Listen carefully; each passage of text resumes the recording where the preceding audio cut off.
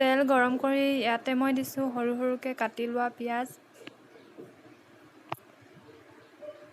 আৰু দিছোঁ আদা ৰচুনৰ পেষ্ট।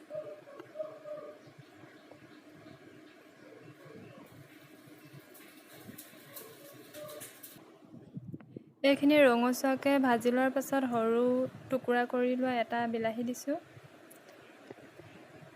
আৰু দিছোঁ কাশ্মীৰী ৰেড চিলি পাউডাৰ এচামুচ আৰু জিৰা পাউডাৰ এচামুচ সৰু চামুচেৰে।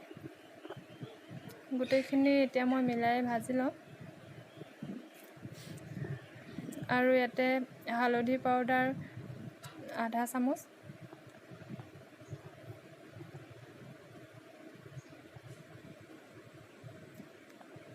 এতিয়া এইখিনি ভাজি লোৱা হৈছে, বিলাহীখিনি গলি গৈছে। এতিয়া মাংসখিনি দি দিছোঁ।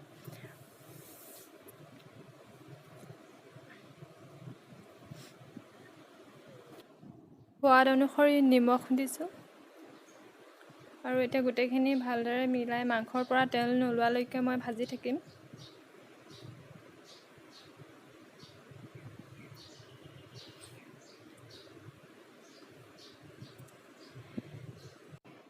মাংসৰ পৰা তেল ওলাব ধৰিছে আৰু এইখিনি ভাজি লোৱাৰ পিছত ইয়াতে মই দিছোঁ কোমোৰা আৰু আলু। গোটেইখিনি ভালদৰে মিলাই ল'লোঁ। এতিয়া আলু আৰু কোমোৰাখিনি অলপ অলপ নিসিজালৈকে মই ঢাকন দি ভাজি থাকিম।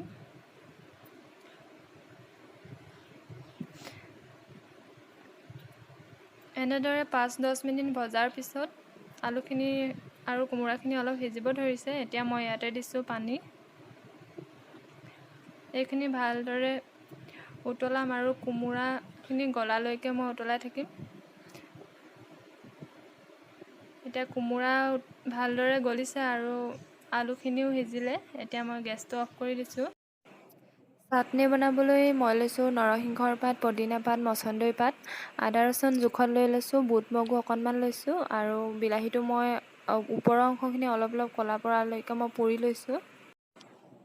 এতিয়া পুৰা হৈ গৈছে। ওপৰৰ ক'লা পৰা অংশখিনি এৰাই মই টুকুৰা টুকুৰকৈ কাটি ল'লোঁ। এতিয়া জলকীয়া আৰু নিমখ জোখত দি পিচি ল'লোঁ। এয়া চাটনি ৰেডি।